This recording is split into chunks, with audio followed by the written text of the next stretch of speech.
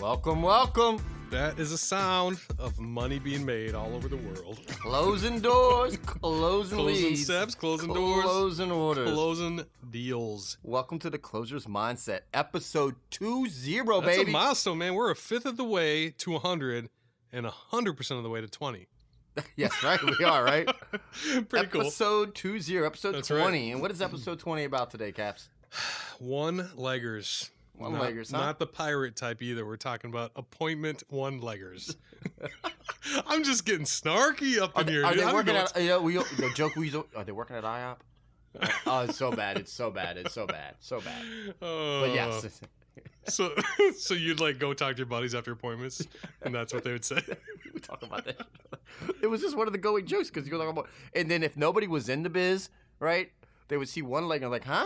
Right. They would, what do you mean? Like the person had one leg? It was freaking hilarious. No, Man, I remember sitting. And look, if you don't know, we need to explain this real quick before we start, Caps. If you don't know, a one-legger is one of these significant other, spouse, brother, uncle, cousin, grandmother, whoever else. Not all the decision makers are there. Not all the decision, and that could be if they have 10 decision makers, and It you could talk be to their 9 husband, of them. their wife, their partner, their mom. It could be anybody. Anybody. It could be their neighbor. Yep.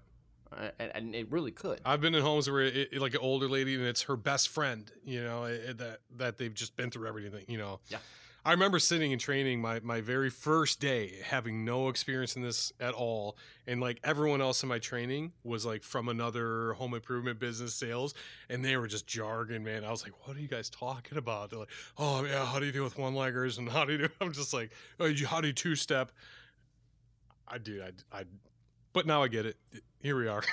Talking So one-leggers. companies out there now, as we talk more and more, they're 50-50 on one-leggers. Because there's policies. And there's policies in place for companies. And then there's sales consultant, there's how we handle it. Yeah, how we In and handle of is ourselves. completely different. So I've seen it proven that you can sell a one-legger, period. Yeah. It's possible.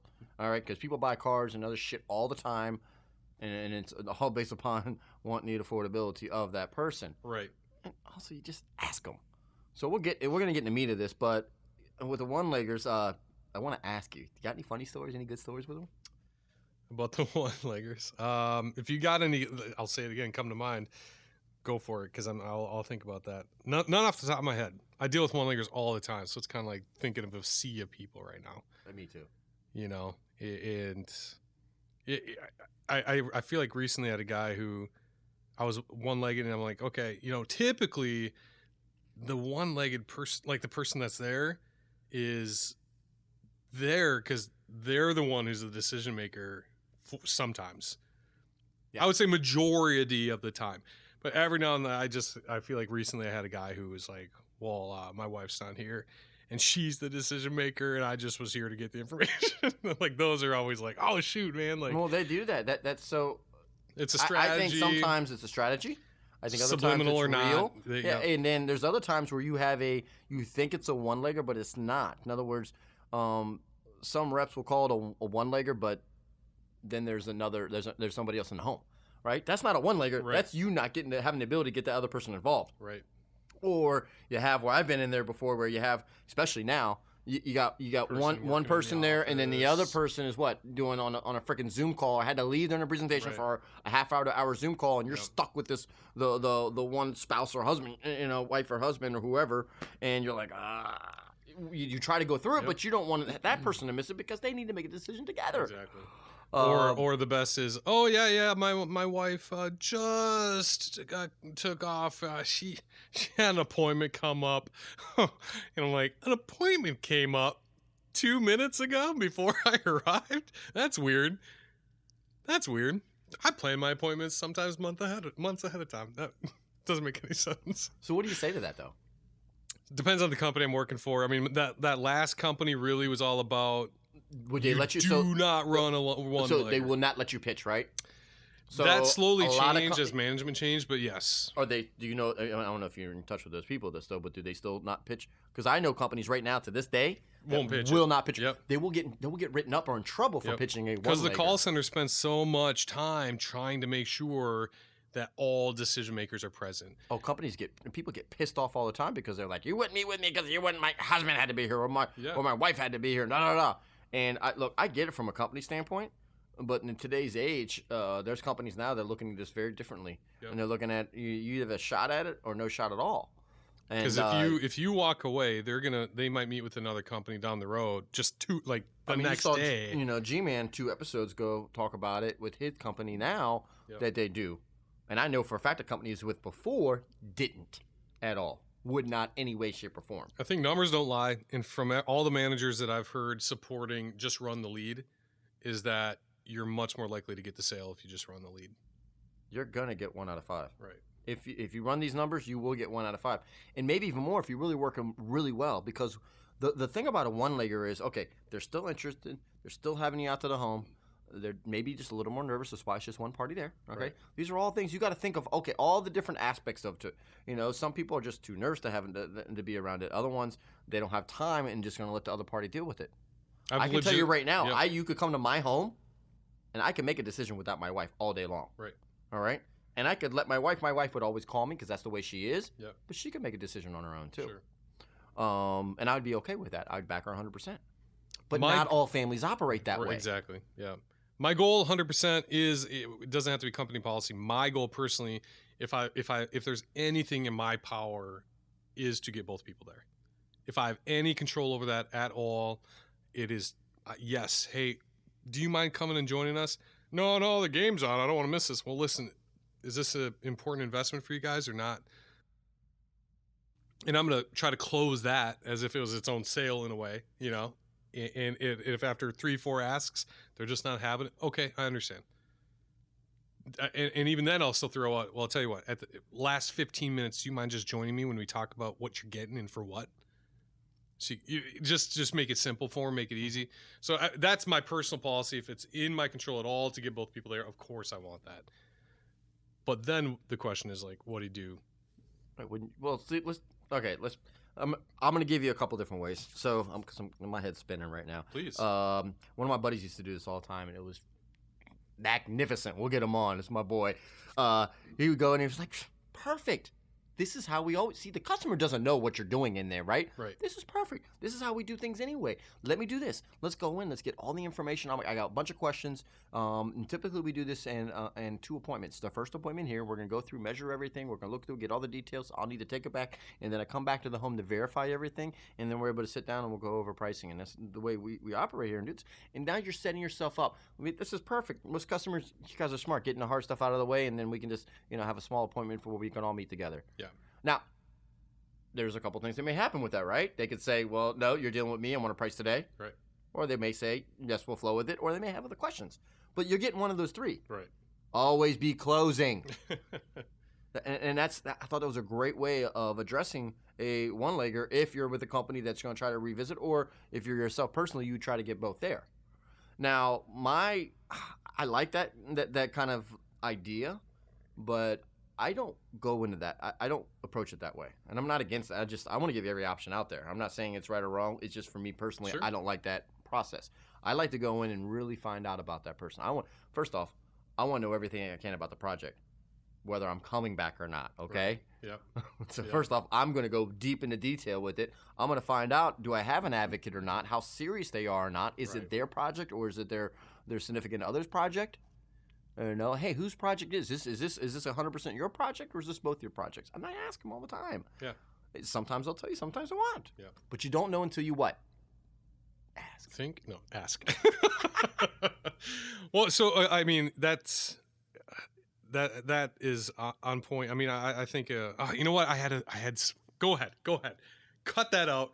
Go ahead, because I had something came in my mind and now it just went away. It wasn't meant to be. Go ahead. It's okay. Oh shit, dude! What was it? You don't have to close that out. You can leave that on. It happens in the home No. all the time. I was too, joking. right? Don't edit it out. This happens at home. I legit had it. It's gonna come to me. So when I interrupt you, it's because it's on top of my head. So go ahead.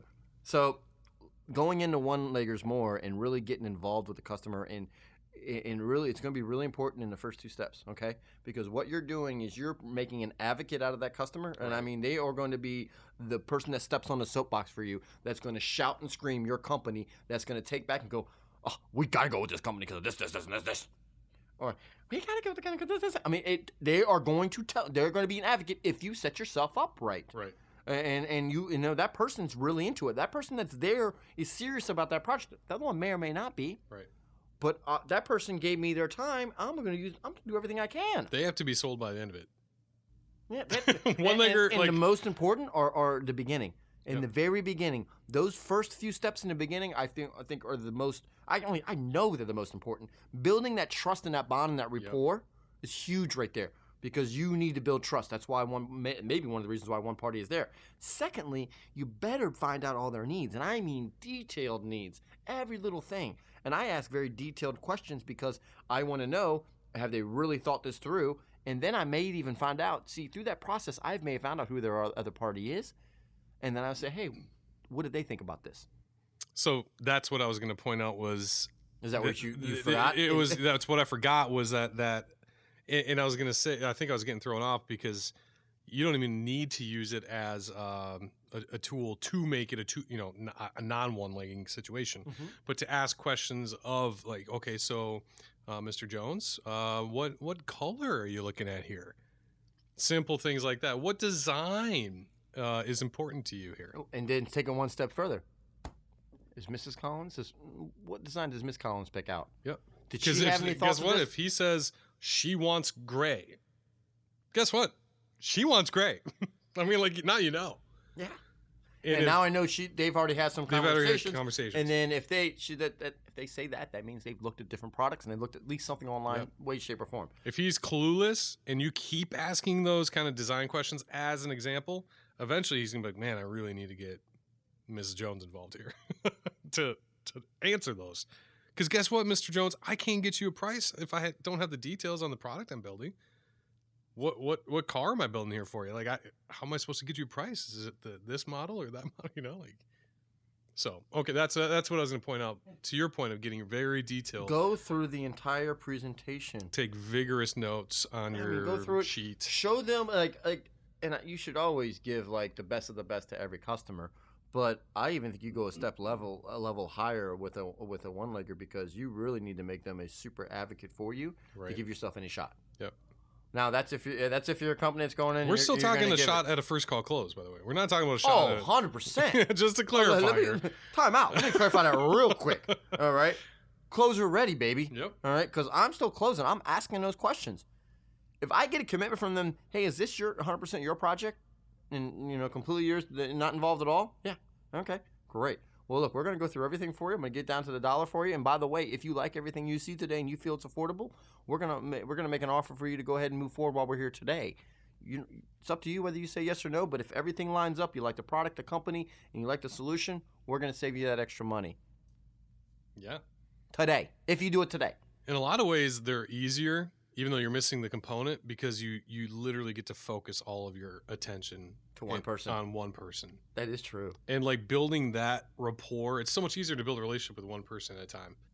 Now, I also want to bring it up. You ever get a one-legger at the end when you're presenting price? Oh, and the other person's got to run? They got to run. Yep. So do you have any kind of thoughts on that? I don't know if I'm the best in those situations, to be honest. I think it's still a learning. I'm going to give you a gem that was taught to me is so we have Mary and John there, right?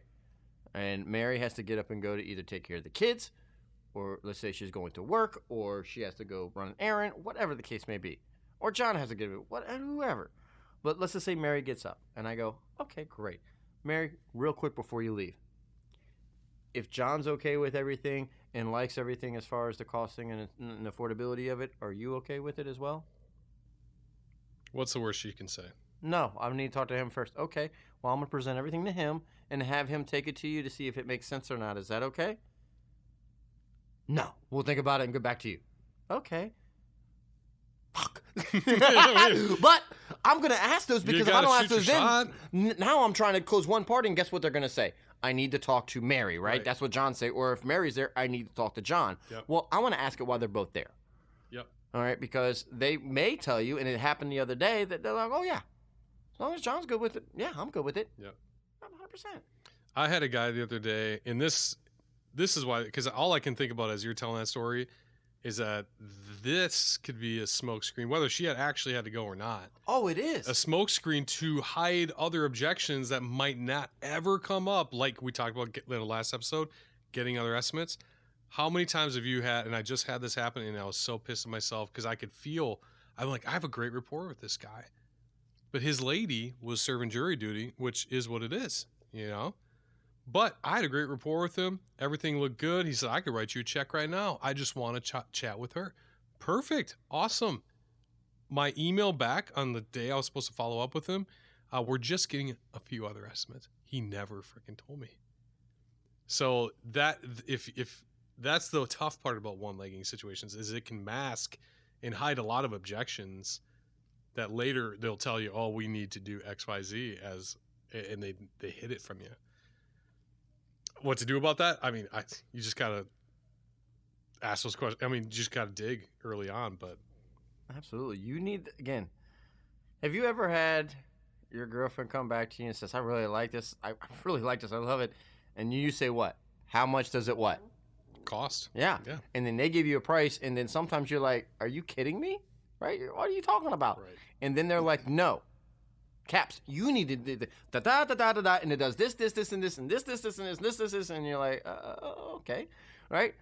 Because they were what sold on it, and they're dead set, and they're selling you on it, and you don't have a choice, right? Okay, you can work your advocate either way. I'm telling you right now, it works. Yep. I'm telling you, it will work if you put it in that way, and you really make it that strong. And again, take every shot you got. Like Wayne Gretzky, you miss 100% of the shots you don't take. Yep. You got to take every shot. And lots of times what happens with a one-legger is if you do not take care of it right then and there and try to get that presentation or reset right then and there in a very professional, kind, humane, generous way, then lots of times you're dead in the water. They don't reset anyway. And they write a bad review. Right. And that's what we're coming to. Life's full of reviews now. Life's full of reviews. Everybody reviews everything from every which way, shape, or form. I think that's the crucial part of what you just said there, too. I mean, this could easily be taken the wrong way from a new rep, and this is why we say practice. So it comes off very smooth, conversational, and kind. So if you're going to take the approach of I only run non-one-legging situations, and I got a two-step into a full-on appointment or whatever. I use my company. I'm going to tell you right now, that's what I do. Sure. What about you? When I had to do that? Yeah. Oh, I mean, did have to do that. So that's what I'm saying. If you take this the wrong way and you go in and say, this is just how we do things here, we got to do it. Like there's blaming your company, and then there's blaming your company. Hey, listen, my hands are kind of tied. I'm so sorry. I insist that, you're like, this is how we do it. I'm so sorry. Yes. Or this is what we do. And that's where I didn't even realize until I got into this company. Like I started hearing people talk about like, oh man, all these high pressure sales environments where they make all the decision makers be present. I'm like, since when did that become a high pressure sales requirement? But I hear customers talk like that. Like that's becoming part of the narrative around in-home sales is that now it's high pressure that you want both people there. Of course. Crazy. Oh wait, so you're making a big decision. And I tell people all the time, listen, I don't want to see you on Dr. Phil in 3 months. I do the Dr. Phil close. Please tell me more. I don't want to see you on Dr. Phil in 3 months. So what do you mean? Over Windows, not worth it. Could you just have him come in the room so we could talk about this quick? You know what I mean? Like, this is a big deal. Try to set up, like, this is an investment. And what also that is doing is price conditioning.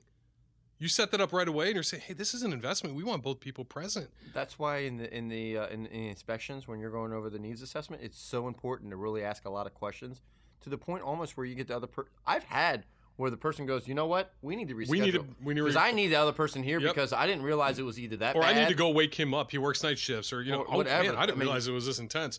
Yeah, I mean, you'll find that out, and then and then that's when you know they're really serious. Then so there's sometimes there again just by going in, and even if you're a company that has to reschedule your one-leggers, go in and build that rapport, find out what you're dealing with. Because most of the time, if you're that company, you're the one getting the appointment back. Right. All right, so you're going to be heading back there. Yep. And you're going to be facing that person again, so you better leave the situation as good as possible. And you know what? The two-stepping, I think the value of that two-step process is you get a second touch, man. They see your face again. and you're still not scary. You know what I mean? Like, when they don't know your face the first time you're walking up and they're thinking like, oh my gosh, who is this guy? Open the door, smiley face. Well, gosh, you can prep them with so much information too. I mean, there's so much information you can give them ahead of time that helps prep them and gives them all kinds of different things to go through where you've, had some of the conditioning already there, and it just gives you, again, that extra little bullet, right? I think from the old school perspective, I totally get it. And if we were just going to live in old school attitude, I would go for two-stepping all day long. But I understand that there's a company coming right behind me that's going to run that one-legger. And that's the difference. And might get the sale. And might. Well, because they're going to use that against you. And again, here's a great way. So if you're a company that does pitch one-leggers, all right, what a good, cool way to do this is, most companies, they be forced to have both. I mean, if you're pitching, use it to your advantage. Right. Use every tool you have. Why would you use that That's tool? why it's part of the narrative, because enough guys have come in and said that. Yes. That it's becoming part of the narrative. Of course, yeah, because all you need to says, folks, we don't care whether it's one person, 2 people, or 10 people. We're here to serve you and take care of you when your time is right. Is this decision solely going to be on you, or should I make sure I leave a ton of information for both you and your significant other? Oh, no, it's solely on mine. Oh, okay.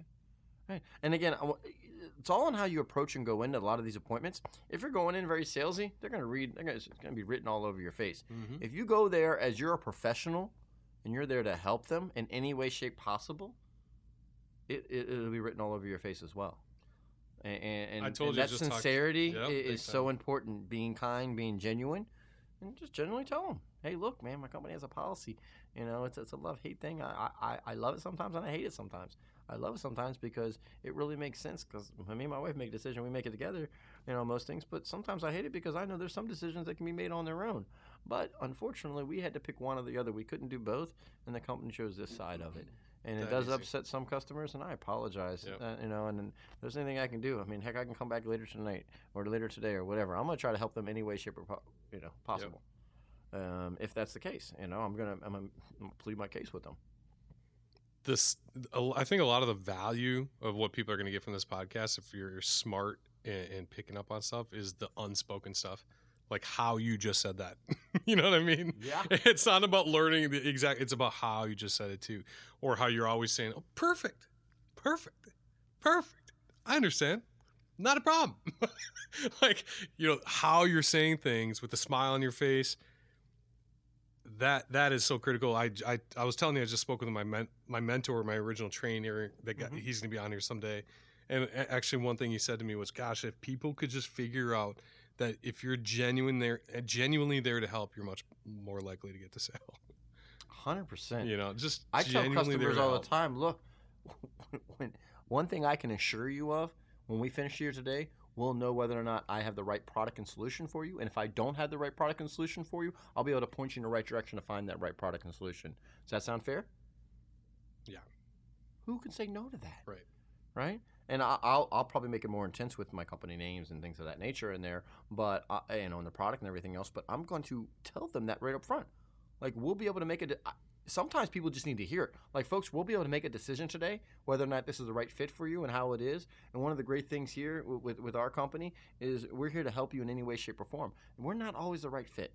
I said, but what I can assure you of, and why customers flock to us all the time, is we're here for you in your home, and we're thankful that we had the opportunity in your home. And we and upon that thankfulness, we want the opportunity to kind of show you everything we have available for you here. Right. It's just so simple. I really truly believe we make it too hard, and again, we don't practice. We go in there, we practice on the homeowner, and we screw up. And then the problem with practicing on a homeowner is the homeowner, once the one homeowner gives you the wrong objection or thing or whatever, you don't try it again. You think it's right, because you've practiced it with them instead of practicing it with your boy or your girl, all right, and doing that maybe at breakfast before you go to your appointment in the morning, or at lunch before you go to your afternoon appointment, or at dinner before you go to your evening appointment, or role playing in the car while you're driving for an hour like we always do, right? Right. We all have Bluetooth now, right? It's real easy to call up, hey, what's up? I just had this scenario. I just had this one-legger. Here's what I did. Here's what I said. Here's how I said it. Would you have done anything differently? Spitball with somebody. Yep.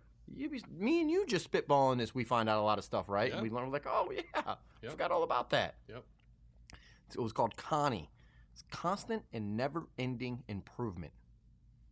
It's another telltale where I came from. Yeah. I like Constant and never-ending improvement. Connie. Or Can I? Can I? Constant and never-ending improvement. If you have constant and never-ending improvement, you will be extremely, extremely successful in this business. But you always got to be improving your craft, your game, your art. You got to always, especially with one-leggers. This is still a real big challenge in this industry. For myself, I run into it still. If we had to figure it out, every company would have the same policy on this. If I had all this stuff figured out, I'd just be working for something and closing every deal. Right. I don't.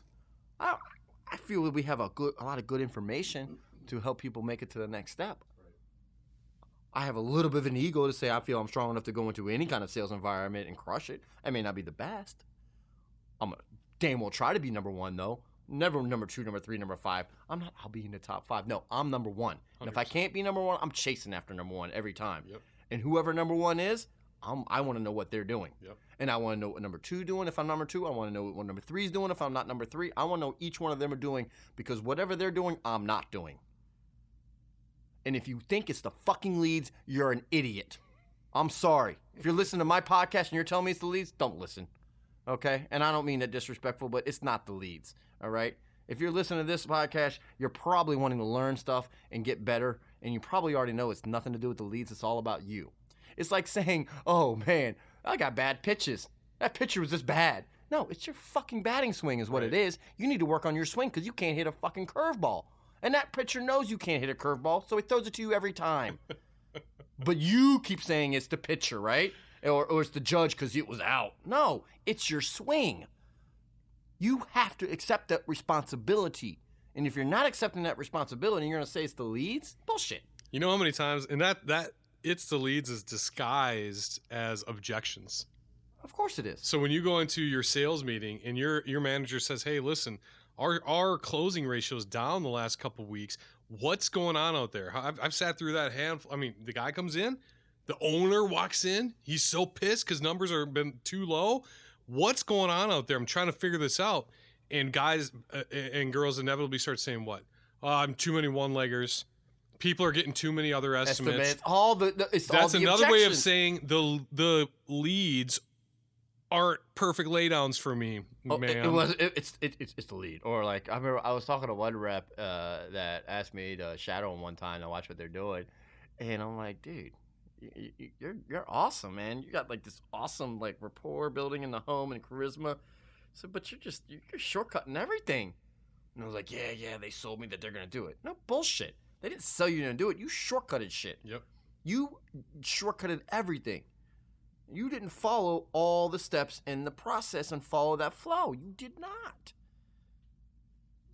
And the worst thing that can happen when reps do that and get the sale, the worst thing that can happen, because then they follow those bad habits because one person said yes. Right.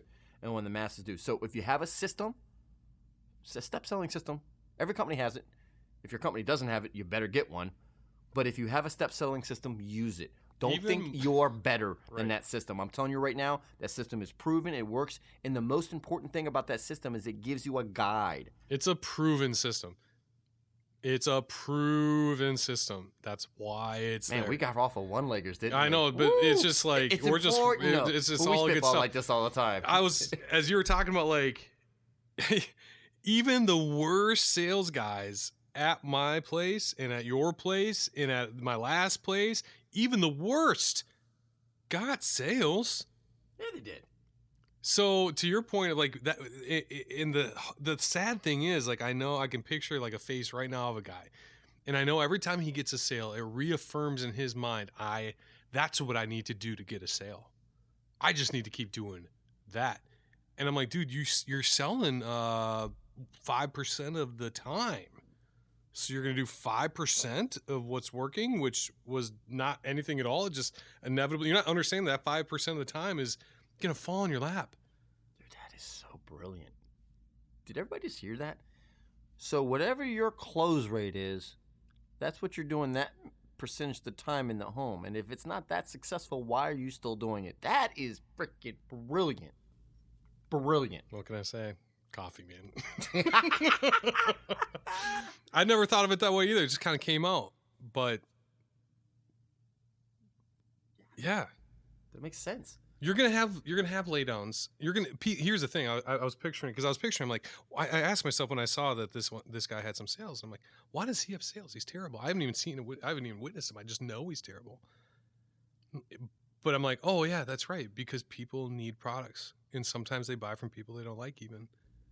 Oh yeah, you know what I mean? Like, oh yeah, they just they'll even buy because they like the company and they're and they got to get it done. Oh, this guy's annoying, and I got to get it done. The window's broken, the bathrooms, the bathtub's cracked. I need it. You know what I mean? It's like such a need that they're willing to overlook the bullshit hour they just spent with this guy. And they're like, well, I probably won't get a better deal anywhere else, so sure, I'll sign up. That's gonna happen. I'd much rather my customers love me and eliminate the 5% just being a case of it's going to happen and be actually that intentionally happened. Well, you know why you're only selling 5%, right? It's the leads. They're all one-leggers, and exactly. It's a problem. Yep. That's what it is. Got to be, right? Right. Gosh. Yeah. No, it's look, going back to we got a little off the topic because we started talking about mindset, and again, this is Closer's mindset, and we squirrel off and go on different tangents all the time. But the fact of the matter is, this all is applicable and all kind of flows in together. And that's one thing I love about this podcast is we just shoot from the hip. I'm not here to be right or wrong. I don't have all the answers. I'm learning all the time myself. Right. Heck, I learned a new close the other day. It's a badass close, and I'm gonna add it to my arsenal. Yep. So there's all kinds of things that you can constantly learn. I've been in business 25 years, and you can still learn. I'm still learning. I don't have it all figured out. That's why I'm so successful, because I know I don't have it all figured out. I know the next person right next to me might be better than me. Right. So I better be sharp as I can be. Even that attitude of let's just say you've practiced and you're treating it like a pro. But if you think about the best athletes and things like that, they've practiced and practiced and practiced. But every game situation is going to be different. So you can't practice because you're going to apply exactly what you did in practice, exactly how you're going to do that in the game. You practice so that you're prepared when the game, whatever the game throws at you, you can kind of roll with those punches. And here's the thing, there's how many billion people in the world, and every one of them is incredibly different. They're all the same in a lot of respects, but when you're in the home, they're different. And the more homes you're in, you understand that. Yes, you do. They all have different values. They're the same 5 objections, totally different person. You know what I mean? And so it's that, even just that, if you're just honing your skills on listening, that's not a close. That's not a lead thing. That's a personal approach that you can take. I'm going to listen better.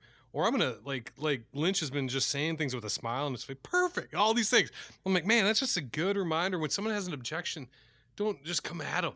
Just say, oh, yeah, I understand. I'm over-exaggerating it. But, no, you're not. That's exactly what you want to do. You want to agree. You want to agree? You want to agree, but not say, I agree with you. You want to agree with them. You want to disarm it. Disarming it, and to a point where you want to get on their side. Yep. You want to create buy-in. You don't want to create in a fight or objection with them. Right. I don't want to fist battle. Same thing with the one-legger. I don't want to fist battle. Getting other estimates. I don't want to fist battle. Right. If they say, well, I don't buy this, I don't want to fist battle. No problem. That's great. I understand. I get it. I think that's a good.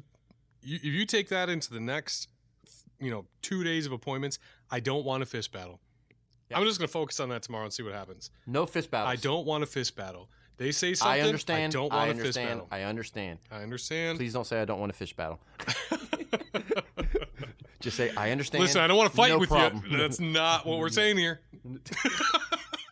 I don't want to get in a fight here, but this is how we do things. Why'd you want to get other estimates? Really, why? I don't get it. Why? We're the best. What do you mean? You know we're the best, estimates? Right? Oh my gosh! There are guys out there doing that. I've seen it done. I've seen what you talked about it again with one-leggers. We're going, we can't, and again, it's all on how your delivery goes, and that delivery is so big. So I've seen what you said where people pissed them off on one leg. Oh, I've seen it. I've fielded the call before. Yep. It's not a fun call, by the way. And I've seen it where people are really smooth about it. Get good at your art. Use it as an opportunity. You're there already anyway. You made the time to drive all the way out there. I'd be damned if you're not going to set yourself up, right? Why not? Right. Set yourself up for success. And that's what we do these podcasts for. That's why we have the closing club. That's why we have the Be a Better Closer seminar. That's why we have all this stuff. Because, again, those that are trying to invest in themselves and make themselves better by listening to our podcast and doing these different webinars and taking these classes, those are the ones that are constantly getting better. I can't tell you how many seminars I've been to while doing this, and I've bought several different things down on the online just to get myself better, whether it be a book or a program or a webinar. I've done many of them just because I want to learn more and hone my craft. If I could just get one more closer, one more deal out of it, it's worth it. Because typically in our business, if you can make one more sale, that sale is going to be a few $100s in commission at least. Because gosh, we're coming in with now. I don't think you get some less than $3 or $4 grand. So $3 or $4 grand at 10%, you're what? That's $3 or $4 bucks. Yeah, depending on how well you sell it. So, and if anything else, it's just a confidence boost too. It's momentum. It is momentum. And when you're in the momentous stage, got to keep these things in mind too. Don't get, that's what I'm going to keep. Don't do what the bad guys did. We were talking earlier about the guy that sucked, right? And he gets that sale and he thinks that's what's working, so I'm going to keep doing that. You can't do that even when you're doing well. Because the next person is different. And they're going to have the same objections, but for different reasons. Yep. And you got to come prepared. Well, thank you guys and girls for listening. Episode 20. Episode 20. 20,000. Here we go. Let's Here go. we go, baby. Well, thank you very much for listening to us. We really appreciate it. And cheers we appreciate to all the closers. Support. Go make your sales. Go close some deals. Go get some. And that accent came out on there. I know. Minnesotan. Come on, guys. Let's go close some deals. That's basically Jade. When you get my trainer on board, it's going to be fun. You guys are going to love it. Good stuff. All right. Well, until next time. Until episode 21. Caps and Lynch. We're out.